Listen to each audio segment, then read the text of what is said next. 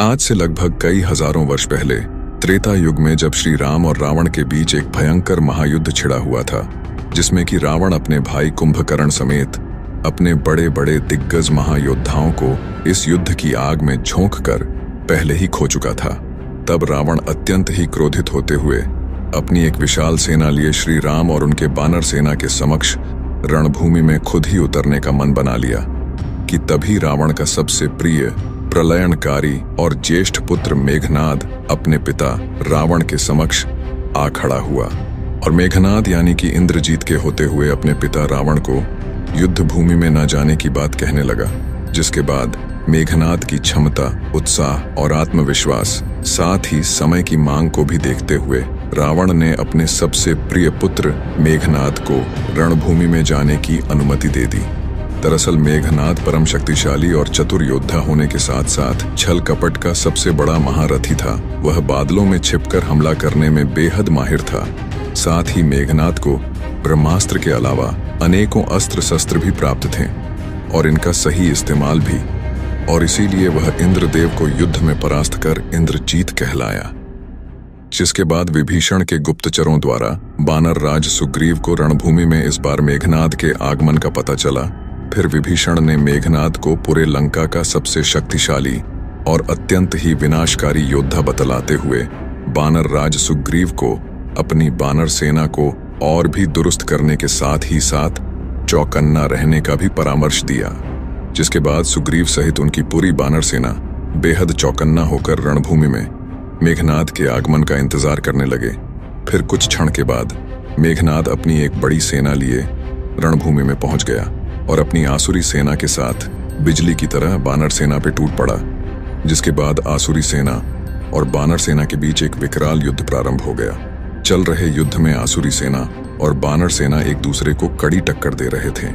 आसुरी और बानर सेना के बीच बराबरी का ये युद्ध देखकर मेघनाद आग बबूला हो उठा और उसने अपनी माया दिखानी शुरू कर दी। वह आसमान में जाकर बादलों के बीच ओझल यानी कि अदृश्य हो गया। फिर उसने पूरे बानर सेना पे अपने घातक तीरों से प्रचंड रूप से हमला करना शुरू कर दिया। मायावी तीरों के साथ साथ उसने आसमान से पूरे बानर सेना के ऊपर अपनी मायावी शक्ति से बिजली बरसाना शुरू कर दिया, जिसके दौरान हजारों की तादाद में बानर और भालू सेना वीर गति को प्राप्त हो गए। साथ ही इस युद्ध में असुरों का पलड़ा पूरी तरह से भारी हो चुका था। यह देख वानर राज सुग्रीव समेत सेनापति अंगद और नल नील पूरी तरह से घबरा गए। जिसके बाद वानर राज सुग्रीव ने देर न करते हुए तत्काल ही श्री राम के पास अपने कुछ वानर सैनिकों द्वारा रणभूमि की चिंताजनक खबर भिजवाई, जिसे सुन श्री राम के आंखों से आंसू छलक पड़े और वहीं लक्ष्मण जी के आंखों में अंगारे भड़क उठे। जिसके बाद लक्ष्मण जी फिर से श्री राम के आगे नगमस्तक होकर रणभूमि में जाने की अनुमति मांगने लगे। दरअसल रावण के विरुद्ध शुरू हुए इस युद्ध को कई महीने बीत चुके थे, पर लक्ष्मण जी के कई बार कहने के बावजूद भी श्री राम ने उन्हें युद्ध भूमि में जाने की अनुमति नहीं दी, क्योंकि श्री राम को युद्ध शुरू होने के पहले ही मेघनाद के मृत्यु का राज विभीषण के द्वारा पता चल चुका था। दरअसल मेघनाद ने जब ब्रह्मदेव की तपस्या पूर्ण की, तब उसने ब्रह्मदेव से अमृता का वरदान मांगा, जिसे कि ब्रह्मदेव ने प्रकृति के नियम के विरुद्ध बताते हुए मेघनाद को कुछ अलग प्रकार का कठिन मृत्यु वरदान दे दिया, जिसके दौरान मेघनाद की मृत्यु सिर्फ उसी जीव के हाथों संभव होगा जो कि 14 वर्षों से सोया न हो। और इस वरदान के मुताबिक पूरे सृष्टि में लक्ष्मण जी ही एक ऐसे जीव मात्र थे जो कि लगातार 14 वर्षों से अपनी निद्रा को त्यागे हुए थे। और इन बातों को समझते हुए श्री राम ने पहली बार लक्ष्मण जी को युद्ध में जाने की अनुमति दे दी, क्योंकि इस बार रणभूमि में मेघनाद यानी कि इंद्रजीत पैर जमाए जो बैठा था। फिर यहाँ रणभूमि में मेघनाद बानर सेना के ऊपर अपनी बिजली जैसी ताकत बरसा ही रहा होता है कि अचानक वहां लक्ष्मण जी उसके समक्ष आ खड़े होते हैं और मेघनाद को युद्ध के लिए ललकारने लगते हैं। जिसके बाद मेघनाद लक्ष्मण जी से उपहास करते हुए श्री राम को भी साथ में लिए इकट्ठे उससे युद्ध करने के लिए कहने लगा। जिसके बाद लक्ष्मण जी ने मेघनाद के लिए खुद को ही पर्याप्त बताते हुए मेघनाद के ऊपर अपना पहला प्रहार कर दिया, जिसे कि मेघनाद ने बीच में ही नष्ट कर दिया। फिर मेघनाद ने भी लक्ष्मण जी के ऊपर तीरों से प्रहार करना शुरू कर दिया, जिसे कि लक्ष्मण जी बीच रास्ते में तेजी से नष्ट करते गए। ऐसे ही काफी समय तक दोनों महायोद्धा एक दूसरे के ऊपर तमाम प्रकार के तीरों से प्रहार करते रहे, लेकिन कुछ समय बाद लक्ष्मण जी मेघनाद के ऊपर भारी पड़ने लगे, जिसे देख मेघनाद ने छल कपट का सहारा लेना ही सही समझा, जिसके बाद वह प्रबल तेज गति से बादलों में जा छिपा और बादलों के बीच से ही लक्ष्मण जी के ऊपर तीरों की बारिश करनी शुरू कर दी। लेकिन इससे भी लक्ष्मण जी विचलित न हुए। वे निरंतर मेघनाद के हर प्रहार का जवाब देते गए, जिसके बाद मेघनाद ने अपनी माया से लक्ष्मण जी का ध्यान सिर्फ और सिर्फ अपने तीरों के प्रहार पर ही केंद्रित कर दिया और दूसरी तरफ अपनी माया का इस्तेमाल करते हुए उसने लक्ष्मण जी के पीठ पीछे शक्ति बाण से एक जोरदार घातक प्रहार कर दिया, जिससे कि लक्ष्मण जी मूर्छित होकर जमीन में गिर पड़े। और यहाँ मेघनाद यानी कि इंद्रजीत जोड़ों से ठाके लगाते हुए ऊपर बादलों से युद्ध भूमि पर मूर्छित पड़े लक्ष्मण जी के ऊपर दोबारा से अपने तलवारों से प्रहार करने के लिए कूद पड़ा। पर मेघनाद जैसे ही मूर्छित पड़े लक्ष्मण जी के समीप पहुंचा, उसकी छाती में एक जोरदार गदा प्रहार हुआ, जिससे कि मेघनाद कोसों दूर जा गिरा। और वह प्रहार किसी और ने नहीं बल्कि स्वयं श्री राम भक्त हनुमान जी ने ही किया। फिर हनुमान जी युद्ध भूमि में मूर्छित पड़े लक्ष्मण जी को उठाकर अपने संग श्री राम के सम्मुख लेकर आए। फिर लक्ष्मण जी को मूर्छित अवस्था में देख श्री राम घोर निराशा के अंधेरे में डूब गए और रो रो कर अपना बुरा हाल कर बैठे। श्री राम को रोता हुआ और लक्ष्मण जी को मूर्छित अवस्था में देख हनुमान जी भी निराश हो गए। श्री राम समेत समस्त प्रमुख योद्धा और पूरी बानर भालू सेना पूरी तरह से टूट चुके थे।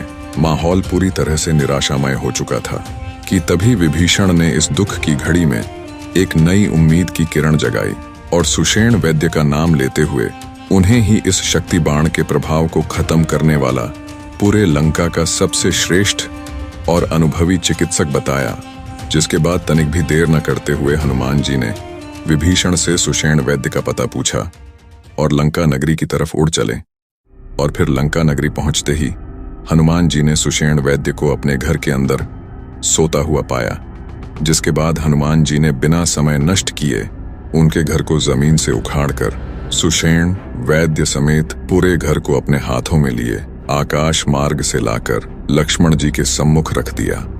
और वहीं दूसरी तरफ लंका के महल में खुशी का माहौल था, जहां की रावण और मेघनाद समेत पूरा लंका खुशी के मारे झूम रहा था, क्योंकि रावण को लग रहा था कि अब शक्तिबाण के आघात से लक्ष्मण का बचना तो नामुमकिन है।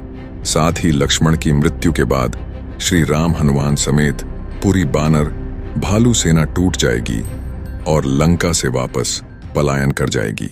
और यहाँ एक बड़ी हलचल से सुषेण वैद्य की निद्रा भंग हो गई और वह अपने घर को लंका में न पाकर भयभीत हो गए। जिसके बाद विभीषण उनके सम्मुख आए और उन्हें सारी बात बताने लगे।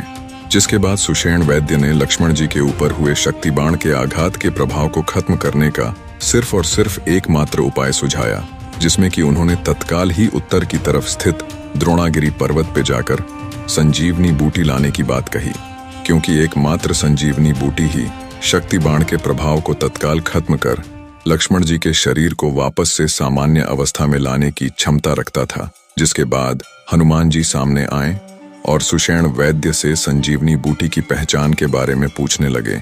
जिसके बाद सुषेण वैद्य ने उन्हें संजीवनी बूटी के रंग रूप और कायाकल्प के बारे में पूरा विवरण दे दिया। जिसके बाद हनुमान जी ने तनिक भी देर न करते हुए एक जोरदार उड़ान भरते हुए बेहद तीव्र गति के साथ उत्तर दिशा की ओर बढ़ने लगे। फिर यहाँ लंका में रावण के एक गुप्तचर ने रावण को सुषेण वैद्य, संजीवनी बूटी और हनुमान जी की सारी बात बताई, जिसे सुन रावण अत्यंत ही क्रोधित हो उठा और फिर लंका से अंतर्धान होकर वह सीधे पाताल लोक में अपने ममेरे भाई कालनेमी के पास पहुंच गया। दरअसल कालनेमी मारीच का पुत्र था। कालनेमी भी अपने पिता मारीच की तरह मायावी पर अत्यंत ही शक्तिशाली असुर था। जिसके बाद रावण ने कालनेमी को सारी बात बताते हुए हनुमान को अपनी मायाजाल में फंसाकर समाप्त कर देने का आदेश दे दिया। जिसके बाद कालनेमी ने अपनी मायावी ताकत से हनुमान जी का मार्ग पता लगाकर अपना भेष बदलकर एक साधु का रूप ले लिया और उसी मार्ग में स्थित एक पहाड़ की चोटी पर बैठ श्री राम का नाम जपने लगा। और यहाँ हनुमान जी आकाश मार्ग से द्रोणागिरी की तरफ बढ़ ही रहे होते हैं कि उन्हें अचानक से राम नाम का जाप सुनाई देने लगा। फिर उन्हें सामने ही एक पर्वत की चोटी पर श्री राम का नाम जपता हुआ एक साधु नजर आया। श्री राम का नाम सुनते ही हनुमान जी खुद को रोक न पाए और पहाड़ की चोटी पर उतरकर श्री राम के ध्यान में बैठे साधु को प्रणाम कहकर संबोधित किया। जिसके बाद उस साधु ने अपनी आंखें खोली और हनुमान जी को एक बेहद शुभ समाचार सुना दिया। दरअसल उस साधु ने अब लक्ष्मण जी को बिल्कुल स्वस्थ और कुशल मंगल बताया। साथ ही इसे श्री राम के द्वारा लिया गया एक परीक्षा मात्र बताते हुए इस परीक्षा में हनुमान जी को पूरी तरह से उत्तीर्ण भी बताया। जिसके बाद हनुमान जी आश्चर्य में पड़ गए। फिर वे इसे श्री राम की लीला समझते हुए बेहद प्रसन्न भी होने लगे। दरअसल बेहद सफाई के साथ झूठ बोलने वाला ये साधु कोई और नहीं बल्कि स्वयं मायावी कालनेमी ही था। इसके बाद साधु का रूप लिए कालनेमी ने हनुमान जी को यहाँ कुछ फलहार और विश्राम कर वापस लंका की ओर प्रस्थान करने की बात कहते हुए पानी से भरा हुआ एक मटका पीने के लिए देने लगा, जिसे कि हनुमान जी ने खुद के लिए पर्याप्त जल न बताते हुए अधिक से अधिक जल की मांग करने लगे, जिसमें कि वे स्नान भी कर सकें। जिसके बाद उस साधु ने हनुमान जी को पर्वत के नीचे ही एक नदी में जाने की सलाह दी। जिसके बाद हनुमान जी उस नदी की ओर चले गए। दरअसल कालनेमी के द्वारा दिए जा रहे उस मटके में पेय जल के रूप में एक मायावी घातक विष था, जिसे कि वो हनुमान जी को पिलाने में नाकाम रहा। पर कालनेमी हनुमान जी को चोटी के नीचे बह रहे नदी की ओर भेजकर अपनी दूसरी चाल चल चुका था। दरअसल उस नदी में एक विशाल और खूंखार मायावी मगरी का वास था, जिसके चंगुल से आज तक कोई भी बच न पाया था। और यहाँ हनुमान जी उस नदी में स्नान कर ही रहे होते हैं कि अचानक उस विशालकाय मगरी ने हनुमान जी के ऊपर हमला कर दिया। पर हनुमान जी ने उस मगरी को वहीं धूल चटा दिया। उनके एक ही मुक्के के प्रहार से वह मगरी अधमरी हो गई। जिसके बाद वह मगरी एक अप्सरा के रूप में परिवर्तित हो गई और श्राप से मुक्त कराने के लिए हनुमान जी को अपना आभार व्यक्त करने लगी। और साथ ही वह अप्सरा हनुमान जी को सावधान करते हुए उस साधु को एक मायावी भ्रमित करने वाला ताकतवर असुर बताया और रावण की एक चाल भी। जिसके बाद हनुमान जी के क्रोध का ठिकाना न रहा और यहाँ काफी देर हो जाने के बाद कालनेमी को लगा कि शायद उस मगरी ने अब तक हनुमान का काम तमाम कर दिया होगा कि तभी एक भारी भरकम मुक्का उसके चेहरे पर आ लगता है और फिर कालनेमी अपने असली रूप में आते हुए काफी दूर जा गिरता है। जिसके बाद हनुमान जी तीव्र क्रोधित होते हुए अपने कुछ मुक्कों और गदा प्रहार से कालनेमी को वहीं मौत के घाट उतार देते हैं और आगे तेज गति से द्रोणागिरी की तरफ चल पड़ते हैं। फिर कुछ क्षण के बाद हनुमान जी द्रोणागिरी पर्वत पहुंच तो जाते हैं, पर इतने संघर्ष के बाद उन्हें सुषेण वैद्य द्वारा बताए गए संजीवनी बूटी की पहचान नहीं हो पाती। फिर वे काफी चिंतित हो उठते हैं। जिसके कुछ क्षण के बाद वे द्रोणागिरी पर्वत के एक हिस्से को ही लंका ले जाने का मन बना लेते हैं। जिसके बाद द्रोणागिरी पर्वत के एक हिस्से को उखाड़ने से पहले हनुमान जी ने उस शिखर में बस रहे हर जीव के मन में अपने तंत्र विद्या से एक संकेत भेजना शुरू कर दिया, जिससे कि पर्वत के शिखर को उखाड़ते या ले जाते वक्त जीवों की प्राण हानि या उन्हें किसी भी प्रकार की कोई कष्ट न हो। जिसके बाद उस पर्वत शिखर में बस रहे छोटे से छोटे जीव भी उस शिखर को छोड़कर काफी दूर चले गए। फिर हनुमान जी ने अपना आकार बेहद विशालकाय बना लिया और अपने हाथ के एक ही प्रहार से उस शिखर को उखाड़कर अपने उसी हाथ में संभालते हुए शिखर को एक हाथ में लिए बेहद तीव्र गति से उड़ने लगे। फिर उड़ते उड़ते जब वे अयोध्या नगरी के समीप पहुंचने लगे, तब इतनी बड़ी काया देख अयोध्या के सैनिक घबरा उठे और भरत जी के सम्मुख आकर सारी बात बताने लगे। फिर तत्काल ही भरत जी अपने तीर और धनुष लिए आसमान की तरफ देखने लगे। फिर इतनी बड़ी काया देख उन्हें लगा कि जरूर कोई असुर अयोध्या नगरी पे हमला करने वाला है। फिर समय न गवाते हुए भरत जी ने हनुमान जी पे तिरों से प्रहार करना शुरू कर दिया, जिससे कि हनुमान जी पे इन तिरों का कुछ खास असर तो न हुआ, लेकिन उनका ध्यान नीचे खड़े भरत पे जरूर चला गया। फिर हनुमान जी भरत जी के नजदीक आते हुए उनके सम्मुख जय श्री राम का जय घोष किया और साथ ही बाण चलाने का कारण भी पूछा, जिसपे भरत जी ने उनके इतने विशाल आकार और ऊपर से उनके हाथ में इतने विशाल पर्वत को देख अयोध्या में आक्रमण होने का अनुमान लगाने की बात कही। साथ ही भरत जी ने हनुमान जी से श्री राम के नाम के जय घोष का कारण और उनका परिचय भी पूछा, जिसपे हनुमान जी ने खुद को श्री राम भक्त बतलाते हुए उन्हें सारी बात बताने लगे। जिसके बाद भरत जी रावण और मेघनाद के ऊपर अत्यंत ही क्रोधित हो उठे और उन्हें भी अपने साथ लंका के युद्ध भूमि में ले जाने की बात कहने लगे। जिस पे हैरान होकर हनुमान जी ने भी भरत जी का परिचय पूछा, जिसके बाद भरत जी ने खुद को स्वर्गीय श्री दशरथ महाराज का पुत्र और श्री राम का छोटा भाई बताया, जिस पे हनुमान जी अत्यंत ही भावुक और प्रसन्न हो उठे। साथ ही उन्होंने भरत जी को सांत्वना देते हुए आगे लंका की ओर प्रस्थान कर बैठे। और यहाँ श्री राम समेत पूरी बानर सेना हनुमान जी के इंतजार में उद्विग्न हुए बैठे थे कि तभी अचानक सभी को आसमान के ऊपर एक महाविशालकाय काया नजर आई। और फिर इतने में महाविशालकाय हनुमान ने विशाल पर्वत के साथ समुद्र तट पर कदम रखते हुए सभी को हैरान कर दिया, जिसके बाद पूरी बानर सेना में उत्साह भर उठा और जय श्री राम के साथ साथ जय हनुमान का भी जय घोष होने लगा। फिर सुषेण वैद्य ने तत्काल ही पर्वत के अंदर से संजीवनी बूटी खोज निकाली और संजीवनी बूटी निचोड़कर लक्ष्मण जी के जख्मों में लगा दिया, जिससे कि तत्काल ही लक्ष्मण जी के जख्म भर उठे और वे तत्काल ही चेतना में भी वापस आ गए। पर चेतना में वापस आते ही वह मेघनाद का नाम लिए गरज उठे, जिसके बाद श्री राम ने उन्हें शांत कराया और पूरी बानर सेना ने बड़े ही उत्साह से जश्न मनाया। जिसके बाद हनुमान जी ने सुषेण वैद्य समेत उनके घर को वापस से लंका नगरी के अंदर उसी स्थान में स्थापित कर वापस आ गए। फिर यह खबर गुप्तचर द्वारा लंकेश रावण को पता चली, जिसके बाद रावण तीव्र क्रोधित होते हुए मेघनाद के वार को विफल बताया, जिसके बाद मेघनाद हारा हुआ महसूस करने लगा। फिर रावण ने मेघनाद को सांत्वना देते हुए ब्रह्मदेव के द्वारा दिया गया एक ऐसा वरदान याद दिलाया, जिसके दौरान यदि मेघनाद अपनी कुलदेवी निकुंभला देवी का तांत्रिक यज्ञ पूरा कर लेता है तो उसे एक ऐसा दिव्य रथ प्राप्त होगा जिसमें बैठकर युद्ध करने से उसे कोई भी हरा न पाएगा। जिसके बाद समय न गवाते हुए मेघनाद ने निकुंभला देवी का तांत्रिक यज्ञ आरंभ कर दिया। फिर इसकी सूचना गुप्त रूप से विभीषण को मिली और विभीषण ने यह बात श्री राम के सम्मुख रखी, जिसके बाद श्री राम ने लक्ष्मण जी को तत्काल ही मेघनाद के इस यज्ञ को भंग करने का आदेश दे दिया।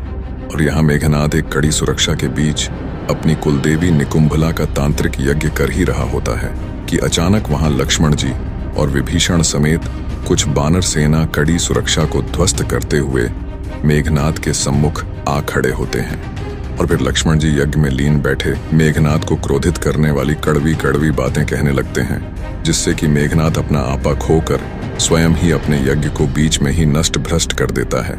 जिसके बाद लक्ष्मण जी मेघनाद को कल सुबह रणभूमि में ही मिलने की बात कहकर वहां से चले जाते हैं। फिर सुबह होने के साथ साथ लक्ष्मण जी समेत हनुमान जी, अंगद एवं तमाम बानर सेना रणभूमि में फिर से युद्ध के लिए पैर जमाए खड़े हो जाते हैं। और यहाँ लंका में मेघनाद युद्ध की तैयारी में जुटा ही होता है।